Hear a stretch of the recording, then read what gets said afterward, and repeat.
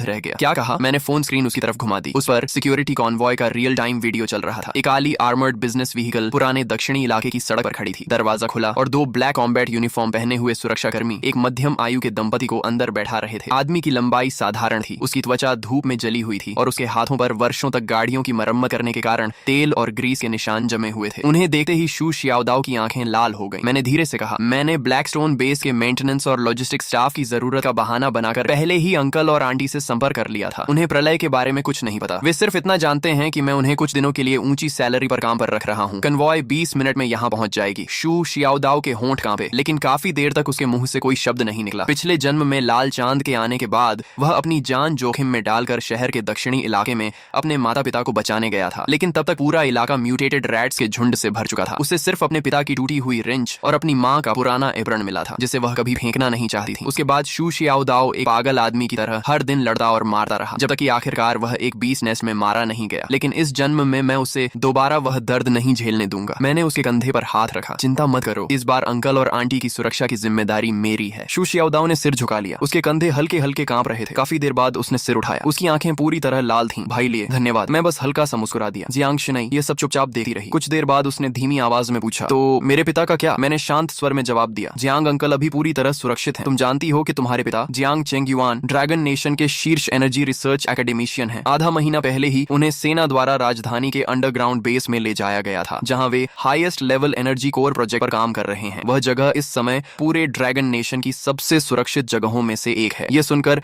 Jiang शिनई ने राहत की सांस ली। फिर मैंने थोड़ी देर रुकर कहा, जहां तक तुम्हारी माँ की बात है, मेरी आवाज धीमी पड़ गई। जियांग शिनई की माँ का कई साल पहले बीमारी के कारण निधन हो चुका था। यह हमेशा उसके दिल का सबसे गहरा घाव रहा था। जियांग शिनई ने आगे कोई सवाल नहीं पूछा। उसने बस हल्के से सिर हिला दिया। मैं समझ गई। मैंने उन दोनों की तरफ देखा और गंभीर आवाज में कहा, अब से ब्लैकस्टोन बेस पूरी तरह बंद रहेगा। कोई भी इस बेस से बाहर नहीं जाएगा। शू शियाओदाओ ने गहरी सांस ली और सिर हिला दिया। जियांग शिनई ने भी अनजाने में अपनी पीठ पर बने 9 हेवंस मिस्टिक मेडन के टैटू को छुआ। मैंने सिर उठाकर बेस के बाहर फैली रात की ओर देखा। सारी तैयारियां पूरी हो चुकी थीं। अब सिर्फ सही समय का इंतजार था। अगली सुबह ब्लैकस्टोन बेस के अंडरग्राउंड लिविंग एरिया में शू शियाओदाओ के माता पिता को सबसे सुरक्षित लिविंग कैबिन में रखा गया था। शू जियानगुओ अपनी जवानी में सैनिक रह चुके थे। हालांकि उन्हें यह नहीं पता था कि क्या होने वाला है, लेकिन बेस की सुरक्षा व्यवस्था देकर उन्होंने तुरंत महसूस कर लिया कि कुछ असामान्य है। उन्होंने ज्यादा सवाल नहीं किए, बस शू शियाओदाओ के कंधे पर हाथ रखकर कहा, प्रेसिडेंट चिन के साथ रहो और मेहनत से काम करो। दूसरी ओर ली गुइलान सुबह से ही किचन में व्यस्त थीं। उन्होंने हम सबके लिए गर्मा गर्म डम्पलिंग्स का एक बड़ा बर्तन तैयार किया। शू शियाओदाओ खाते खाते आंखें लाल कर बैठा, लेकिन कुछ बोला नहीं, क्योंकि प्रलय आने से पहले घर का ऐसा गर्म खाना खा पाना बहुत से लोगों के लिए आखिरी सपना साबित होने वाला था। पिछली रात ही मैं सारी बची हुई सप्लाईज को पॉकेट स्पेस में रख चुका था। ब्लैकस्टोन बेस का आखिरी हेवी कार्बन अलॉय गेट भी तड़के पूरी तरह सील कर दिया गया था। पूरा अंडरग्राउंड फोर्ट्रेस रोशनी से जगमगा रहा था। वर्षों से बंद पड़ा अंडरग्राउंड एनर्जी कोर अपूरी क्षमता से चल रहा था। मॉनिटरिंग स्क्रीन पर बाहर की दुनिया का 360 डिग्री व्यू दिखाई दे रहा था। शू शियाओदाओ हाथ में डम्पलिंग्स का कटोरा लेकर मॉनिटर देख रहा था, जबकि जियांग शिनई विशाल स्क्रीन के सामने खड़ी होकर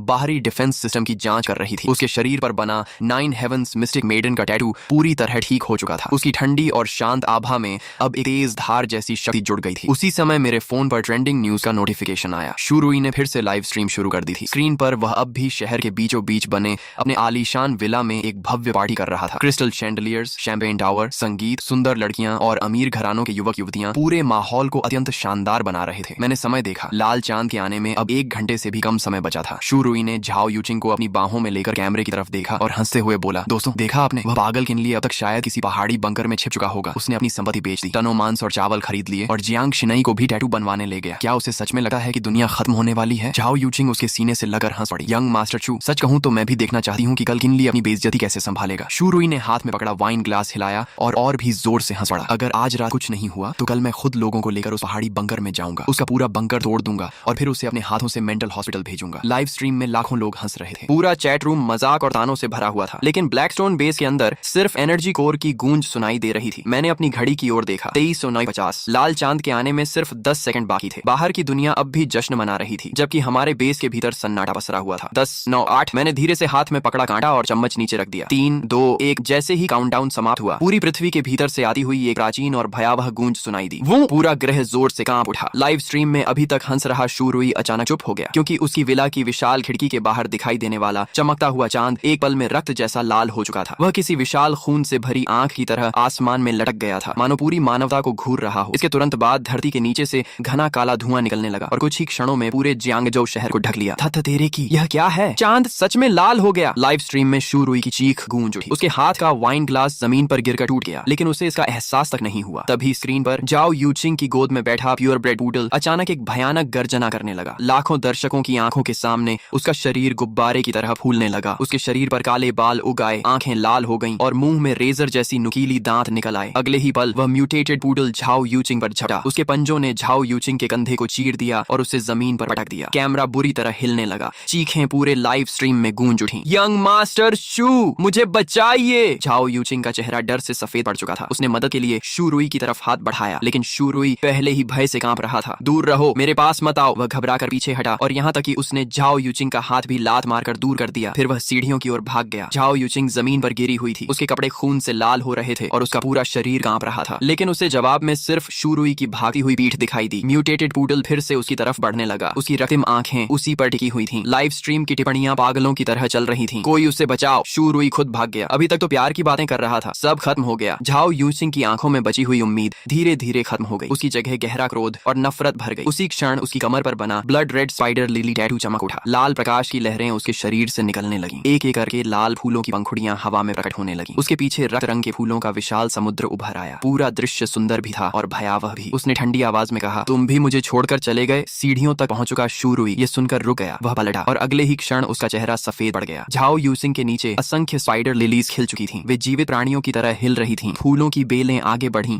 और म्यूटेटेड पूडल के पैरों को जकड़ लिया। अभी कुछ क्षण पहले तक उग्र दिखने वाला वह राक्षसी कुत्ता अब किसी दुह स्वप्न में फंसा हुआ प्रतीत हो रहा था। वह जमीन पर गिरकर कांपने लगा। झाओ यूचिंग दीवार का सहारा लेकर खड़ी हुई। उसके कंधे का घाव लाल फूलों से ढक चुका था। उसके चेहरे पर एक रहस्यमयी मुस्कान उभर आई। पूरी लाइव स्ट्रीम फट पड़ी। धत तेरे की, वह जाग गई। उसके शरीर पर फूल खिल रहे हैं। ये कैसी शक्ति है? बहुत डरावना है। अगले ही पल स्क्रीन काली हो गई। लाइव स्ट्रीम अचानक बंद हो गई। मैंने अपने फोन की काली स्क्रीन को देखा और होंठों पर ठंडी मुस्कान आ गई। येलो स्प्रिंग्स, स्पाइडर लिली, फूल खिलते हैं लेकिन वापसी का रास्ता नहीं छोड़ते। झाओ यूचिंग ने इस जन्म में अपने लिए सचमुच एक उपयुक्त भाग्य चुना है। तभी शू शियाओदाओ की कांपती आवाज सुनाई दी, भाई लिए बाहर सब कुछ बिखर गया है। वह मॉनिटरिंग स्क्रीन पर दिखाई दे रहे शहर के दृश्य को देख रहा था। मैंने तुरंत कहा, बाहर मत देखो, अपने मन को स्थिर रखो, क्योंकि इसी समय लाल चांद की ऊर्जा बेस की मोटी चट्टानों को भेद कर हमारे शरीरों तक पहुंच चुकी थी। शू शियाओदाओ और जियांग शिनई दोनों दर्द से कराह उठे। लाल चांद की ऊर्जा उबलते हुए लावे की तरह उनके शरीरों में प्रवेश कर रही थी। शू शियाओदाओ की बाईं बांह पर बना नझा का टैटू भयंकर अग्नि में बदल गया। दाईं बांह पर बने एरलांग शेन की तीसरी आंख चमक उठी और सुनहरी रोशनी चारों ओर फैल गई। जियांग शिनई की पीठ पर बना 9 हेवंस मिस्टिक मेडन टोटम प्रकाश में बदल गया। दैवीय आभा ने उसे हवा में उठा लिया। उसका शांत स्वभाव अपवित्र और अजेय प्रतीत हो रहा था। वे दोनों जाग चुके थे। उन्होंने अवेकनिंग प्राप्त कर ली थी, लेकिन मेरे साथ जो हो रहा था वह उनसे कहीं अधिक भयानक था। मेरे शरीर में प्रवेश करने वाली लाल चांद की ऊर्जा उनकी तुलना में 10 गुना अधिक थी। अचानक पूरे अंडरग्राउंड फोर्ट्रेस में 9 गहरी ड्रैगन गर्जनाएं गूंज उठी। मेरी पीठ पर बना 9 ड्रैगन्स पुलिंग कॉफिन टोटम पूरी तरह जाग चुका था। 9 विशाल काले ड्रैगनों की परछाइयां मेरी पीठ से बाहर निकल आईं। उनके शरीर पर्वतों जैसे विशाल थे। उनकी शल्कें बर्फ जैसी ठंडी चमक रही थीं। उनकी रक्तिम आंखें एक साथ खुल गईं। उनके पीछे एक प्राचीन काला ताबूत हवा में तैर रहा था। उस ताबूत पर लिपटी हुई लाल काली जंजीरें एक एक करके तनने लगीं। एक अवर्णनीय फॉरबिडन प्रेशर पूरे अंडरग्राउंड फोर्ट्रेस में फैल गई। शू शियाओदाओ का चेहरा सफेद पड़ गया और वह कई कदम पीछे हट गया। यहाँ तक कि जियांग शिनई के पीछे खड़ी 9 हेवंस मिस्टिक मेडन एवेटार भी हल्की कांप उठी, मानो उसे स्वाभाविक रूप से खतरा महसूस हो रहा हो। मेरे बाएं पैर पर बना दोंग हुआंग ताई टोटम सूर्य जैसी अग्नि से जल उठा। ऐसा लग रहा था मानो वह पूरी दुनिया को भस्म कर सका हो। मेरे दाएं पैर पर महान वानर राजा की परछाई प्रकट हुई। उसके भीतर से असीम युद्ध शक्ति फूट रही थी। स्वर्ग और धरती को चुनौती देने वाली वह शक्ति हर चीज को कुचल देना चाहती थी। चारों सर्वोच्च टोटम एक साथ जाग चुके थे, लेकिन अगले ही पल मैंने उन्हें जबरदस्ती दबा दिया। चारों फॉरबिडन टोटम बहुत अधिक शक्तिशाली थे। मेरी वर्तमान क्षमता इतनी नहीं थी कि मैं बिना किसी कीमत के उन सबको एक साथ पूरी तरह सक्रिय रख सकूं। पांगु शक्ति का प्रतीक था। 9 ड्रैगन्स पुलिंग कॉफिन दमन और विनाश का प्रतीक था। गर्रा!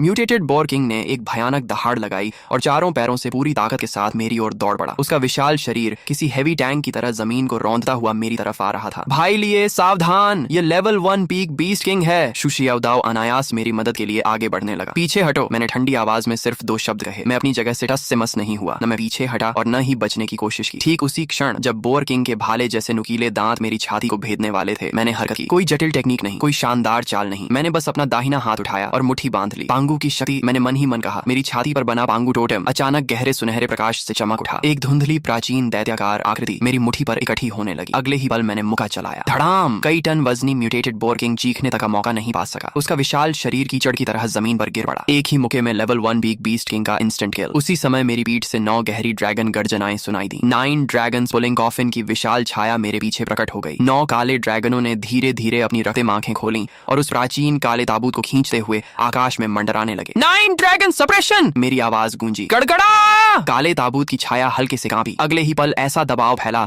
मानो नरक की सबसे गहरी खाई से कोई शक्ति निकल आई हो। पूरा जंगल उस भयावह दबाव में डूब गया। आसपास मौजूद निम्न स्तर के म्यूटेटेड बीस्ट्स डर के मारे जमीन पर गिर पड़े। जियांग शिनई मेरे पीछे खड़ी थी। उसकी शांत आंखों में भी आश्चर्य की झलक साफ दिखाई दे रही थी। मैंने कोई स्पष्टीकरण नहीं दिया। मैं सीधे मरे हुए म्यूटेटेड बोरकिंग के पास गया और उसके सिर को काट डाला। उसके मस्तिष्क के भीतर से अंगूठे के आकार का एक लाल चमकता क्रिस्टल बाहर निकला। मैंने उसे अपनी हथेली में उठा लिया। बीस्ट कोर, प्रलय के बाद सबसे महत्वपूर्ण रिसोर्स। मेरे होंठों पर हल्की मुस्कान उभरी। प्रलय की पहली कमाई मिल गई। मैंने उस क्रिस्टल कोर को अपने पॉकेट स्पेस में रख दिया। जैसे ही कोर अंदर गया मुझे साफ महसूस हुआ कि पॉकेट स्पेस हल्का सा कांपा। उसका विस्तार बहुत कम हुआ था, लेकिन वह सचमुच थोड़ा बड़ा हो गया था। पिछले जन्म में इंसानों ने जल्दी ही पता लगा लिया था कि बीस्ट कोर सिर्फ अवेकनर्स की शक्ति बढ़ाने के लिए ही नहीं बल्कि स्टोरेज स्पेस को भी मजबूत करने में सक्षम है। मैंने शू शियाओ दाओ और जियांग शिनई की ओर देखा। इन सभी बीस्ट के कोर निकाल लो और मांस भी बर्बाद मत करना। इवोल्यूशन के बाद उनका मांस लंबे समय तक स्टोर किया जा सकता है। समझ गया? शू शियाओ दाओ तुरंत उत्साहित हो गया, लेकिन तभी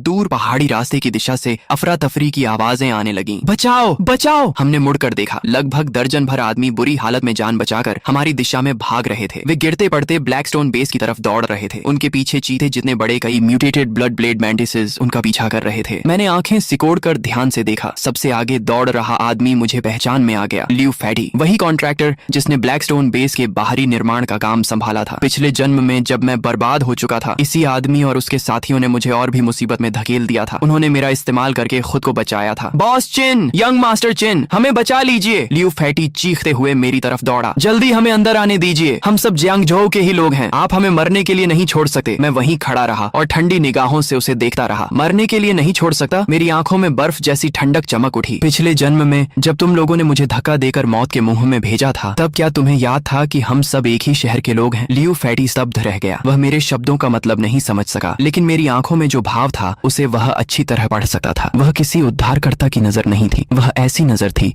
जो मृत व्यक्ति को देखती है। मैंने धीरे धीरे अपना दाहिना हाथ उठाया। मेरा बंकर कचरे को अंदर नहीं आने देता, इतना कहकर मैंने उंगलियां चटकाई। अगले ही पल ब्लैकस्टोन बेस के बाहर लगी विशाल अलॉय वॉल अचानक सक्रिय हो गई। करोड़ों वोल्ट की हाई वोल्टेज इलेक्ट्रिसिटी दीवार पर दौड़ गई। सबसे आगे दौड़ रहे ब्लड ब्लेड मैंटिसेस सीधे बिजली की चपेट में आ गए। धड़ाम धड़ाम धड़ाम! कई म्यूटेटेड मैंटिसेस हवा में उछल गए और जलते हुए दूर जा गिरे। लियू फैटी का चेहरा पल भर में राख की तरह सफेद पड़ गया। लियू फैटी डर के मारे जमीन पर गिर पड़ा। यंग मास्टर चिन, मुझसे गलती हो गई। मैं सच में गलत था, लेकिन मैंने उसकी ओर दोबारा देखा तक नहीं। मैं बेगुनाहों का बेवजह कत्ल नहीं करता, लेकिन दुश्मनों को नहीं बचाता और बुरे लोगों को जरूर खत्म करता हूँ। मैं मुड़कर वापस बंकर की ओर चला गया। मेरे पीछे भारी अलॉय गेट धीरे धीरे बंद हो गया। दरवाजे के बाहर से आती चीखें और भगदड़ की आवाजें जल्द ही अंधेरे और म्यूटेटेड बीस्ट के बीच गायब हो गईं। लाल चांद के आने के तीसरे दिन बाहरी दुनिया पूरी तरह नरक बन चुकी थी। शहर के बीचों बीच हर तरफ टूटी हुई गाड़ियां और खंडहर बिखरे पड़े थे। आवारा बिल्लियां और कुत्ते बैलों जितने बड़े हो चुके थे और झुंड बनाकर सड़कों पर बचे हुए। शियाओ दाओ मुंह में भरा हुआ खाना चबाते हुए बोला, भाई लिए, अगर प्रलय में रोज ऐसा खाना मिले तो मुझे कोई दिक्कत नहीं है। जियांग शिनई ने उसे घूर कर देखा। जरा बाहर जाकर देखो, फिर बोलना। शू शियाओ दाओ तुरंत चुप हो गया। मैंने ठंडी बीयर का घूंट लिया और सोफे पर टिक गया। तभी अचानक तेज अलार्म बज उठा। Beep beep beep! चेतावनी, बाहरी सुरक्षा क्षेत्र में बड़ी संख्या में हीट सोर्सेज पाए गए हैं। मैंने तुरंत मॉनिटरिंग स्क्रीन चालू की। बंकर से लगभग 1 किलोमीटर दूर पहाड़ी रास्ते पर काले बादल की तरह लोगों की भीड़ हमारी ओर बढ़ रही थी। कम से कम 500 से 600 लोग थे। उनके हाथों में मचेटीज, स्टील पाइप्स और कई लोगों के पास ऑटोमेटिक राइफल्स थी। सबसे आगे एक गंजा भारी शरीर वाला आदमी चल रहा था, जिसके शरीर पर एक विशाल रक्तम अजगर का टैटू लिपटा हुआ था। चिंगलोंग गैंग का सरगना लोंग वू। पिछले जन्म में यह आदमी अपने S rank blood Python totem के बल पर शुरुआती प्रलय काल में अत्याचार करता फिरता था। मुझे उम्मीद नहीं थी कि इस जन्म में वह सीधे मेरे बंकर पर नजर डाल देगा। स्क्रीन पर लोंग वू अपना विशाल चाकू कंधे पर रखे चिल्ला रहा था, अंदर छिपे कायरों, मुझे पता है कि तुमने कई जन्मों जितना राशन जमा कर रखा है। अभी दरवाजा खोलो, सारा सामान और औरतें हमें सौंप दो। अगर मेरा मूड अच्छा हुआ तो तुम्हें जिंदा छोड़ दूंगा, नहीं तो आज मैं इस पूरे बंकर को उड़ा दूंगा। शू शियाओ दाओ गुस्से से खड़ा हो गया। ये हरामखोर जियांग शिनई तक पर नजर डाल रहे हैं, लेकिन मैं मुस्कुरा दिया। घबराओ मत, करोड़ों खर्च करके जो डिफेंस सिस्टम लगाया है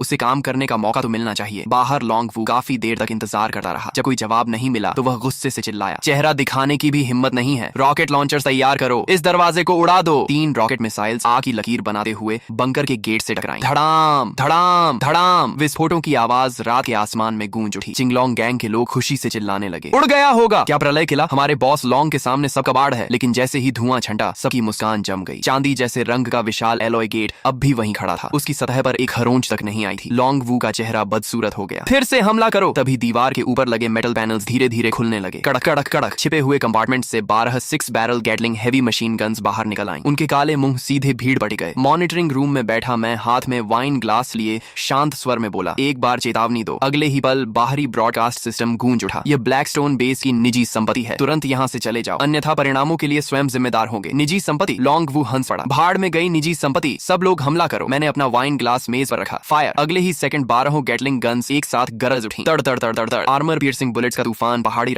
जमीन पर तड़प रहे थे। बाकी बचे लोग डर के मारे पीछे भागने लगे। मैं मॉनिटरिंग रूम में बैठा रहा, मेरे चेहरे पर कोई भाव नहीं था। प्रलय में कुछ लोग बचाए जाने के लायक नहीं होते। Cease fire. मैंने फायर कंट्रोल बंद कर दिया। बाहर 500-600 लोगों की भीड़ अब आधे से भी कम रह गई थी। लॉन्ग वू खून से लथपथ उठ खड़ा हुआ। कमीने, मैं तुझे जिंदा नहीं छोड़ूंगा। उसका पूरा शरीर रक्तिम शल्कों से ढका हुआ था। S rank blood Python awakener होने के कारण उसकी लाइफ फोर्स और डिफेंस असाधारण थी। साधारण गोलियां उसे आसानी से नहीं मार सकती थी। अर्थ टाइप अवेकनर्स, सुरंग खोदो, आज अंदर के लोगों को मारे बिना वापस नहीं जाएंगे। पंगोलिन टैटू वाले कई अवेकनर्स तुरंत जमीन खोदने लगे। मैंने स्क्रीन देखकर ठंडी हंसी हंसी। मरने की जल्दी है इन्हें। मैं उठ खड़ा हुआ। शियाओ दाओ, शिनई, बेस संभालो, मैं बाहर का कचरा साफ करके आता हूँ। भारी अलॉय गेट धीरे धीरे खुल गया। मैं अकेला बाहर निकल आया। लॉन्ग वू ठहाका मारकर हंसा, आखिर मौत स्वीकार करके बाहर आ ही गया। उसके इशारे पर 200 से ज्यादा बचे हुए गुंडे हथियार लेकर मेरी ओर टूट पड़े। मैं वहीं खड़ा रहा। फिर मैंने धीरे धीरे अपना बायां पैर आगे बढ़ा